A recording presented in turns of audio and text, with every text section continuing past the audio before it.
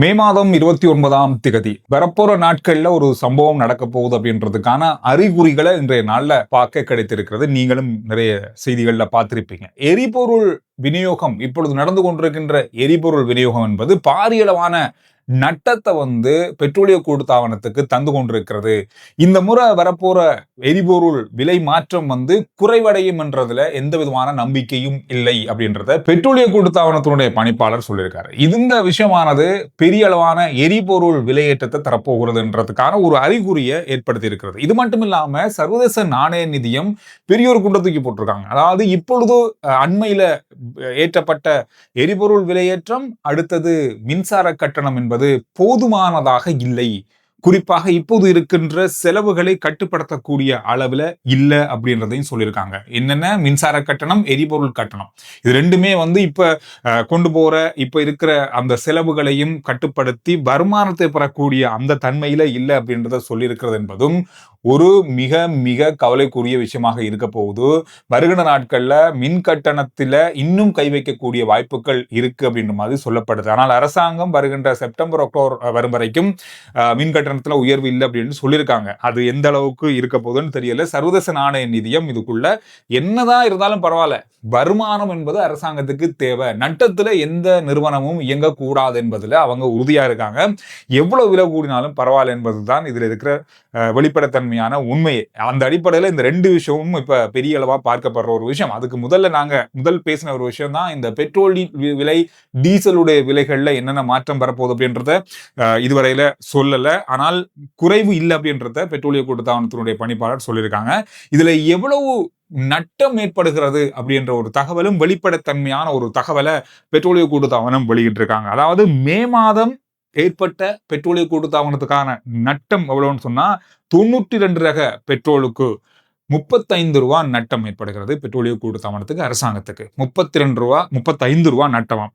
Auto டீசலுக்கான நட்டம் 367 ரூபா நட்டத்துல விற்பனை ஆகுது. 367 ரூபா நட்டத்துல விற்பனை ஆகிறது.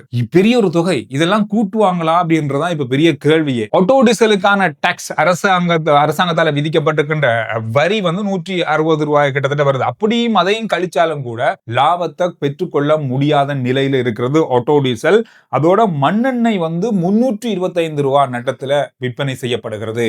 இதெல்லாமே அரசாங்கம் என்னதான் மானியம் வழங்கினாலும் இப்பொழுது ஒரு குறிப்பிட்ட காலத்துக்கு தான் அரசாங்கம் மானியம் வழங்கியிருக்காங்க. ஆனா இது எல்லாத்தையும் வருகின்ற நாட்கள்ல இல்லாம செய்யும் போது மிகப்பெரிய அளவான விலையேற்றத்தை நாங்க சந்திக்க போகின்றோம். எரிபொருள் விலை, இந்த எரிபொருள் விலையில வரப்போற மாற்றம், நான் நினைக்கிறேன் நாளைக்கு சனிக்கிழமை, ஞாயிறு, திங்கள் 1ஆம் தேதி எரிபொருள் விலையில திருத்தம் கொண்டு வருவாங்க. அதுல மாற்றமில்லை. ஞாயிற்றுக்கிழமை நள்ளிரவு இந்த செய்திகள் வர்றதுக்கான வாய்ப்புகள் இருக்கும். இதுல என்னென்ன எரிபொருள்களுக்கு எவ்வளவு விலையேற்றம் வரப்போகுது அப்படின்றது இப்ப இருக்கிற பெரிய ஒரு எதிர்பார்ப்பு ஏற்பட்டிருக்கிறது. இதனால அதுக்கு பிறகு என்ன நடக்க போகுது அப்படின்றதான் இப்ப இருக்க பிரச்சனையே. அதுக்கு பிறகு இப்ப சில பொருட்களுக்கான விலைகளை ஏற்றாம இருக்கிறாங்க. இப்போ போன முறை எரிபொருள் விலை, மின்சார கட்டணம் அதிகரிக்கப்பட்ட பொழுது சரி பரவாயில்ல, ஓகே, இப்பதானே அதிகரிச்சோம் விலைகள் அப்படின்ற சில பொருட்கள் இருக்கிறது. போக்குவரத்து கட்டணங்கள்ல இருந்து பலதரப்பட்ட விஷயங்கள் இருக்கு. இது உடனடியாக அதிகரிக்கும். இதுல மாற்றம் உடனடியாக வர வாய்ப்புகள் இருக்கு. இதனால பொருட்களுடைய விலை அது தானாகவே அதிகரிக்கும், சும்மாவே அதிகரிக்கும். இதெல்லாம் நடக்கும்போது அதிகரிக்காம இருக்குமா அப்படின்றதான் இப்ப இருக்கிற கேள்வி. சர்வதேச நாணய நிதியத்தினுடைய கடன் உதவி, அடுத்த உதவித்தொகை இன்னும் ஒரு சில வாரங்களுக்குள்ள உறுதிப்படுத்தப்பட்டு எங்களுக்கு வரும்னு சொல்றாங்க. ஆனா அது ஒரு 700 மில்லியன் அமெரிக்க டாலர்கள் தான். இதை வைத்துக்கொண்டு எந்த அளவுக்கு சமாளிக்க முடியும் என்பது இப்ப இருக்கிற கேள்வி. இதுக்கிடையில டாலருடைய பெறுமதி போன கிழமை சடுதியாக ஆரம்பத்துல உயர்ந்து, பிறகு இந்த கிழமையினுடைய ஆரம்பத்துல சடுதியாக குறைவடைந்தது. இலங்கை ரூபா வலுப்பெற்றது. ஆனா நேற்றும் இன்றைக்கும் இலங்கை ரூபா மீண்டும் சரிய ஆரம்பித்திருக்கிறது. இன்றைய நாள் வெள்ளிக்கிழமையினுடைய தகவலின் அடிப்படையில பார்த்தா வாங்குற விலை 324 ரூபா 45 சதம் டாலருடைய பெறுமதி.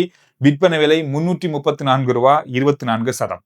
இன்றைய நாள்ல மட்டுமே சராசரியாக வாங்கும் விற்கும் விலைக்கும் இடையில 4 ரூபா வித்தியாசப்பட்டிருக்கிறது, அதிகரிச்சிருக்கிறது. இதனால ரூபாவுடைய மதிப்பு தொடர்ந்தும் விழுந்து கொண்டு செல்கிறது. இந்த கிழமையில இறுதியான இந்த நாட்கள்ல இந்த பதிவாக இருக்கிறது. வருகின்ற திங்கள், செவ்வாய், புதன்கிழமைகள்லையும் இந்த நாணயத்தினுடைய வீழ்ச்சி இருக்குமாக இருந்தால் இன்னும் பெரிய சிக்கல்களை எதிர்நோக்க வரலாம் என்று சொல்லி எதிர்பார்க்கப்படுது. பெட்ரோலிய கூட்டுத்தாபனத்துடைய பணிப்பாளர் ஒரு விஷயத்தை சொல்லியிருக்காரு. அதாவது வருகின்ற 7ஆம் மாதம் ஜூலை மாத கடைசி வரைக்கும் தான் எங்கள்ட்ட கையிருப்புல எரிபொருள் இருக்கு. ஆனால் அதுக்கு பிறகு நாங்க ஆர்டர் செஞ்சிருக்கோம். ගත්තාම 7 වෙනි මාසයේ අවසානයේ දක්වා තියෙනවා. ඒ වගේම බොරතෙල් නෞකාත් පැමිණෙමින් තියෙනවා. ඒතර සාමාන්‍ය බොරතෙල් නෞකාවක අපිට පුළුවන්කම තියෙනවා ඩීසල් ගත්තාම දින 20ක වගේ ඩීසල් ප්‍රමාණයක් එකෙන් ලබා ගැනීමේ හැකියාව තියෙනවා. இப்பொழுது சர்வதேச சந்தையில ஏற்பட்டிருக்கின்ற விலையேற்றத்துக்கு ஏற்றபடிதான் அடுத்து வரப்போற கப்பல்கள்ல வார எரிபொருட்களை நாம தீர்மானிக்க முடியும் அப்படின்ற தகவல் மொழியாக இருக்கு. மாதம் அதிகரிப்புகள் இருக்குன்றதுல மாற்றம் இல்லை. இந்த ஒரு விஷயம், இந்த 2-3 விஷயங்களும் இப்பொழுது பெருசா இன்றைய நாளிலையும் பார்க்கப்பட்டிருக்கிற முக்கியமான விஷயமாக மாறி இருக்கிறது. நாளை முதல் வெசாக் பண்டிகைக்கான காலம் ஆரம்பிக்கிறது. வெசாக் தோரணங்கள், வெசாக் பண்டிகையினுடைய அத்தனை நிகழ்வுகளும் நாளிலிருந்து ஆரம்பிக்கப்பட போது சனி ஞாயிற்றுக்கிழமை முழுமையாக வெசாக் பண்டிகையாக கொண்டாடப்படுகிறது.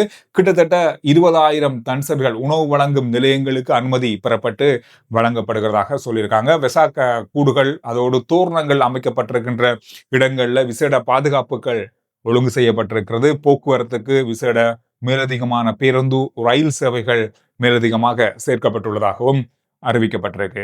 சுகாதார பிரிவு ஒரு முக்கியமான தகவலை வெளியிட்டிருக்காங்க. சில அறிவுறுகளையும் வெளியிட்டிருக்காங்க. நாட்டில் பரவி இருக்கின்ற மூளை காய்ச்சல் தொடர்பாகவும் அது எப்படி பரவுகிறது, அதனுடைய அறிகுறிகள் என்ன அப்படின்றதையும் விரிவாக சொல்லியிருக்காங்க. இதுல இந்த மாசத்தினுடைய ஆரம்பம் நினைக்கிறேன், ஆரம்ப கால பகுதிக்குள்ள தெனியாவில் ஒரு சில பாடசாலைகள்ல மாணவர்களுக்கு இடையிலான ஒரு வைரல் காய்ச்சல் ஏற்பட்டது. அதுக்கு பிறகு இது கண்டறியப்பட்டது ஒரு தொற்று காய்ச்சல் அப்படின்னு சொல்லி, இந்த காய்ச்சல் தான் இந்த பரவலுடைய ஆரம்பம் அப்படின்னு சொல்லப்படுது. இது பரவியதற்கான பிரதானமான காரணம் පාසල් ආශ්‍රිතව පාසල් වයසේ ළමුන්ට මේ රෝගය වැළඳී තියෙනවා. මේ රෝගය බෝ වෙන ක්‍රම හැටියට අපි ජලය සහ ආහාර හරහා මේ රෝගය ව්‍යාප්ත වෙන බව දන්නවා. ඒකම පෘෂ්ඨවල මේ විස බීජය තිබුණොත් පෘෂ්ඨ ස්පර්ශයෙන් එකිනෙක අතර පැතිරෙන්න පුළුවන්. ඒකම සමහර වෙලාවට වාත්‍රාශය අඩු, ජනගහනය වැඩි වෙන තැන්වල වාතය මගිනුත් බෝ වෙන්න පුළුවන්. ඉතින් මේ රෝගයේ වර්ග කීපයකින් விதி கீபேக்கிங் போவீமட்ட හැකියාව තියෙනවා. மாசடைந்த நீர், உணவு, கைகள் மூலமாக, சுவாசத்தின் மூலமாக கூட பல மாணவர்களுக்கு, குழந்தைகளுக்கு இது பரவி இருப்பதாக சொல்லப்பட்டிருக்கு. தெனியாவேல பரவி இருந்தாலும் கூட இப்பொழுது பல இடங்களுக்கு இது பரவல் எடுத்திருக்கிறது. நோரேலியா, கண்டி, பதுளை மாவட்டங்களில் உள்ள இடங்கள்லையும் இந்த காய்ச்சல் இப்பொழுது சில பேரிடம் உணரப்பட்டிருப்பதாகவும் கண்டுபிடிக்கப்பட்டுதான் சொல்லப்பட்டிருக்கிறது. பெரிய அளவாக உயிர் அச்சுறுத்தல்களை இதுவரையில ஏற்படுத்தாவிட்டாலும் 200க்கும் மேற்பட்டவர்கள் அதனால பாதிக்கப்பட்டிருக்காங்க. இது ஒரு ஆளுக்கு வந்திருக்கு, இந்த காய்ச்சல் உணரப்பட்டிருக்கு அல்லது வந்திருக்கு அப்படின்னு சொன்னா උණ වමනය හිසිසරදය බෙල්ලේ තද ගතියක් එනවා. ඉතින් අර මෙනින්ජයිටිස් එමත් මොලේ යොනි කියන රෝගී ලක්ෂණ. හැබැයි එක රෝගියෙකුටවත් ඇත්තටම විශේෂයෙන්ම තද බල ලෙස ලොකු අමාරුවක් කියන්නේ දවස් ගාණක් එහෙමත් නැත්නම් මරණ එහෙම වාර්තා වුණේ නැහැ. அவருக்கு தலைவலி, வாந்தி, மற்றது கழுத்து பிடிப்பு போன்ற சில விஷயங்கள், உடனடியான காய்ச்சல், இந்த மாதிரியான விஷயங்கள், அறிகுறிகள் இருக்கும். கடந்த நாட்கள்ல ஒழுக்காற்று பிரச்சனைகள் காரணமாக பேருந்து சாரதிகள், நடத்துனர்கள் பணி இடைநீக்கம் செய்யப்பட்டாங்க. கிட்டத்தட்ட 400 முதல் 500 சாரதிகளும் அதாவது நடத்துனர்களும் பணி நீக்கம் செய்யப்பட்டிருக்காங்க. இவங்களுக்கு எதிரான சட்ட நடவடிக்கைகள் இப்பொழுது நடந்து கொண்டு வருது. நீதிமன்ற வழக்குகள் போல இப்ப நடந்து கொண்டிருக்கு. ஆனா இவர்களுக்கு இன்னும் கொடுப்பனவு அல்லது சம்பளம் வழங்கப்பட்டு கொண்டிருப்பதாக ஒருங்கிணைப்பு குழு கூட்டத்தில் ஆராயப்பட்டிருக்கிறது. விமல் ரத்நாயக் அவர்கள் போக்குவரத்து அமைச்சர் தலைமையில் இடம்பெற்ற கூட்டத்தில் இது தொடர்பான தகவல்கள் கொண்டு வரப்பட்டிருக்கிறது. இது மட்டும் இல்லாம இவங்க இடைநிறுத்தப்பட்டிருக்காங்க. ஆனா இவங்க தனியார் துறைகள்ல பணிபுரிஞ்சு அங்கும் இவங்க கொடுப்பனவுகளை பெற்றுக்கொள்றாங்க. எனவே இந்த விசாரணைகளையும் இந்த நடவடிக்கைகளையும் துரிதப்படுத்த வேண்டிய கட்டாயம் இருக்கு அப்படின்னு சொல்லப்பட்டிருக்கு. கிட்டத்தட்ட 400 முதல் 500 பேர் வேலையில இல்லை, ஆனா அவங்களுக்கு சம்பளம் வழங்கப்படுது.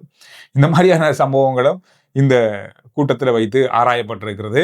இதோட ஜனாதிபதி ஒரு கூட்டத்தில் மிக முக்கியமான சில தகவல்களை சொல்லியிருக்காரு. இன்றைய நாள்ல வருகின்ற 2032ஆம் ஆண்டு காலப்பகுதிக்குள்ள இலங்கையில கிட்டத்தட்ட 50க்கும் அதிகமான தொழில்முறை பல்கலைக்கழகங்கள் உருவாக்கப்படும். தொழில்முறை பல்கலைக்கழகங்களை உருவாக்குவதற்கு திட்டம் இருக்கிறது. அதுக்கான வேலைகளை இப்பொழுது நாங்கள் ஆரம்பித்திருக்கிறோம். இப்பொழுது 6ஆம் ஆண்டு படித்துக் கொண்டிருக்கிற மாணவர்கள் 2032ஆம் ஆண்டு ஆகும்போது அவர்கள் பல்கலைக்கழகத்தையோ அல்லது தொழில்முறை பல்கலைக்கழகங்களையோ தெரிவு செய்யக்கூடிய சந்தர்ப்பத்தில் இருப்பாங்க. கல்வி முறை முற்றுமுழுதாக மாற்றப்படும்.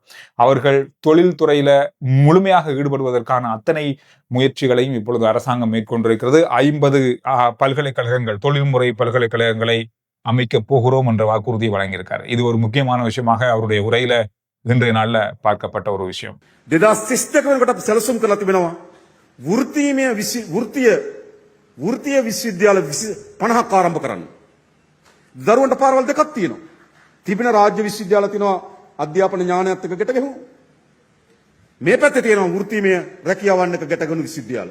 இந்த விஷயங்கள் தான் இன்றைய நாளில் பார்க்கப்பட்ட மிக முக்கியமான செய்திகளுடைய சுருக்கம். ஆர்ஜே சந்துரு ரிப்போர்ட் வாட்ஸ்அப் சேனலுடைய லிங்க் முதல் கமெண்ட்ஸ்ல டிஸ்கிரிப்ஷன் இருக்கு. வாட்ஸ்அப் மூலமா சுருக்கமான விரைவான செய்திகளை நீங்க அறிந்து கொள்வதாக இருந்தால் வாட்ஸ்அப் சேனலை ஃபாலோ பண்ணி வைங்க. அடுத்த வீடியோவில் சந்திக்கிறேன்.